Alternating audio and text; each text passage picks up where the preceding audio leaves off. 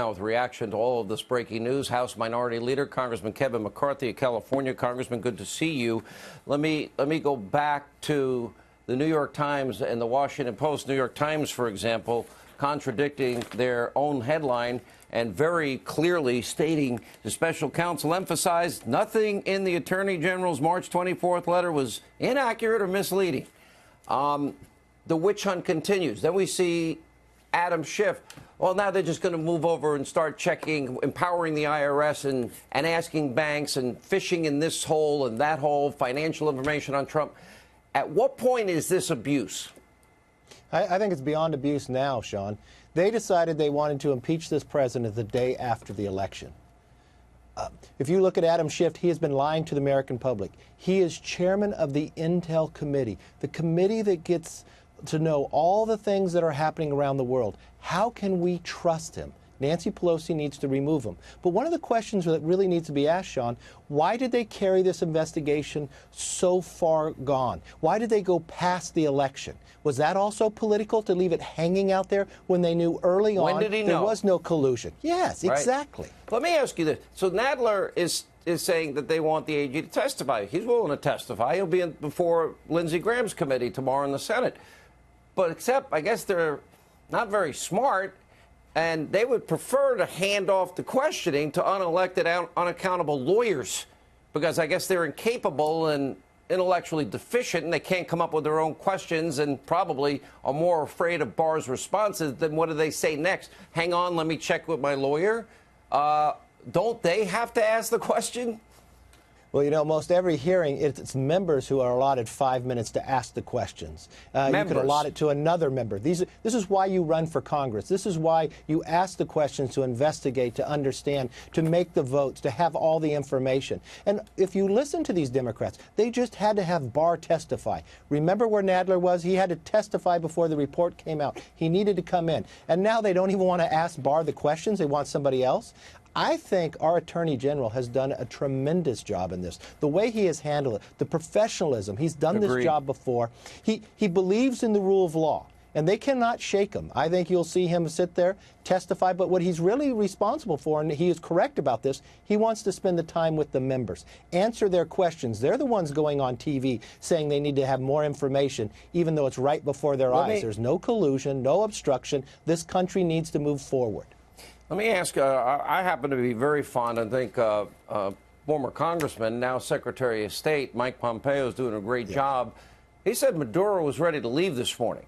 But you've got Hezbollah, of course, funded by Iran and Russia, and Cuba with 20,000 troops there, Russia in particular, talking Maduro out of leaving.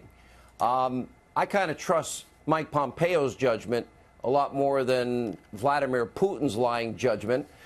And the question then remains, what support could we offer the people of Venezuela? 40 are dead. Look at this. They're running over the people. They're killing people right here in front of us with these trucks, literally running them over. What can we do to help them in their effort as they now try to bring freedom to the Venezuelan people? They have vast resources. They're one of the poorest countries, and they could be one of the richest ones. You know, all of America should watch what's happening in Venezuela. I was just there 2 weeks ago along the border with other members.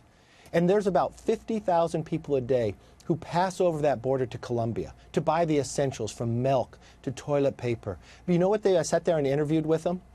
They don't have electricity. The hospitals don't have electricity. They don't have running water. Babies are born and being put in cardboard boxes. I watched one picture where a doctor was performing a procedure and had no electricity, so they used their iPhone with the light on that to try to perform the operation. And this is what's scary, because 20 years ago, Venezuela was the jewel of Latin America. It was the socialist policies that promised you free health care, promised you free education. Well, this is what you've gotten. This is the Bernie Sanders, the AOC of the policies that are moving forward. You mean that's kind of like what about 100 House and Senate members and a lot of the 2020 candidates.